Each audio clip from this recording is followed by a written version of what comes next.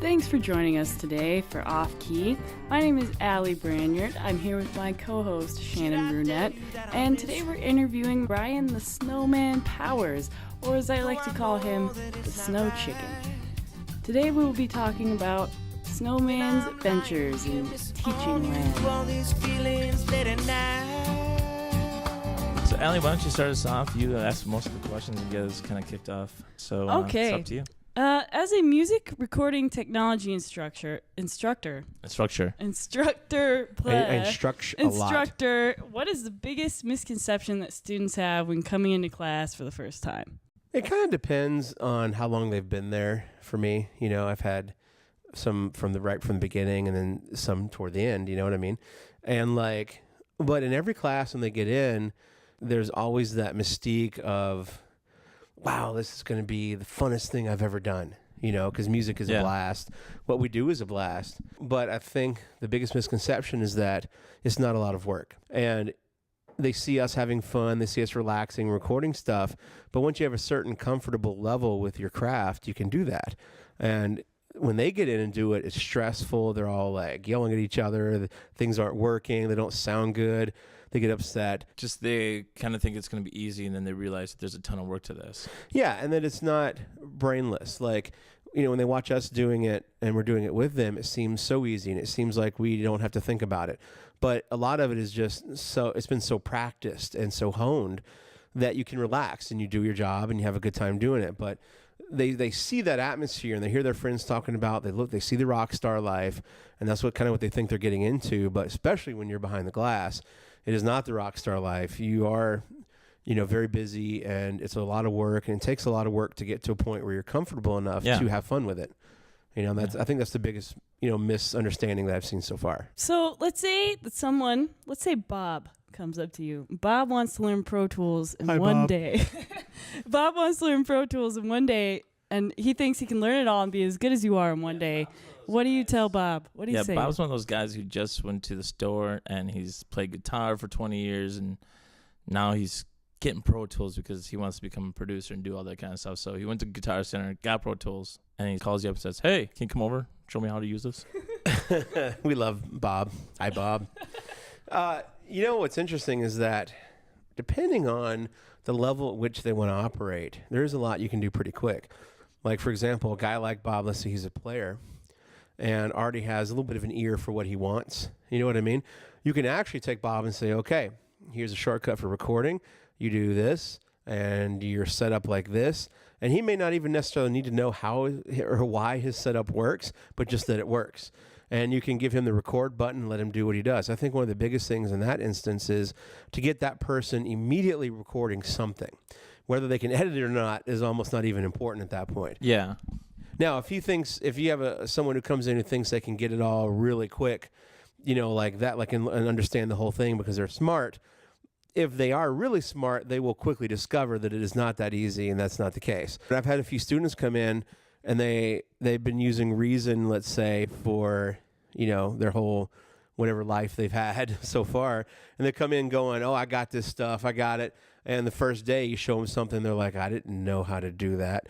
And so sometimes you'll get the deer in the headlights where, wow, okay, I really don't know this. But I guess the biggest thing I would say to a guy like that would be, obviously you want to, your gut instinct is to kind of curse them out and be like, "Dude, you have no idea what you're talking about." But in reality, if you can show them something right away, then that'll in a positive way, then that'll really get them understanding. And then the more they learn, the more they realize they don't know, hopefully. The teaching concepts, that's the way I actually understood stuff when I was learning everything about audio engineering stuff. Learning the concepts to me was so much more important than learning where the play button was. And that's what I think a lot of people that they just want to know, where's the record button?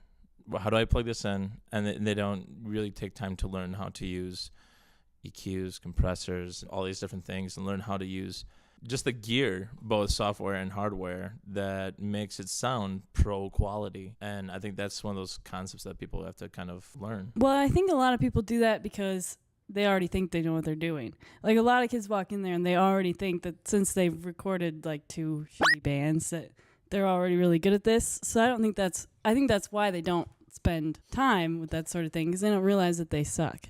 Well, and the minute you walk into any situation, man, and go, okay, I know this, and I've got a student right now actually, who has family connections, and it ends up being very interesting to watch, the ego kind of go up and down.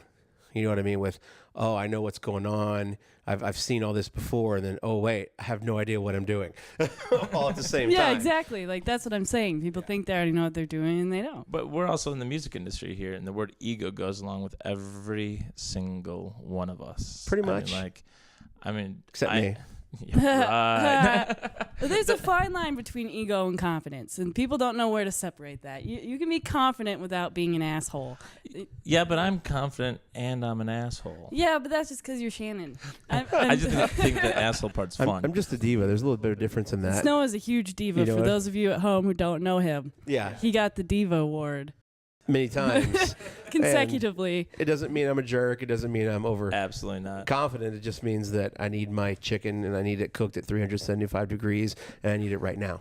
Well, that wraps up the first chapter with the snow chicken. Now that you're all done listening to us chit-chat, how about take a listen to Dave Tamkin's song called Missing on You off of his EP called Cedar, which is on Spotify and iTunes. Don't have too much fun, kids, and stay off the drugs. Should I tell you that I miss you? Though I know that it's not right. When I'm lying here missing on you, all these feelings late at night.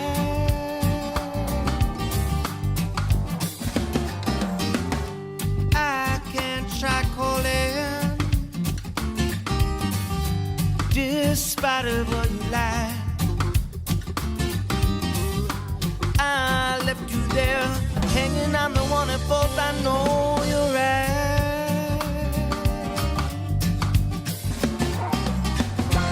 I'm missing on you, missing on you. I'm missing on you, messed up, I know, okay. I'm missing on you, missing on you.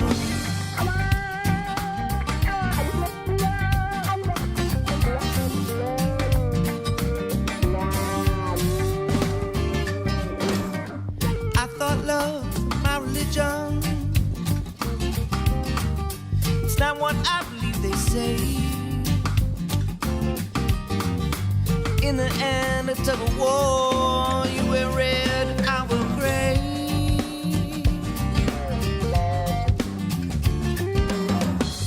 I just know I believe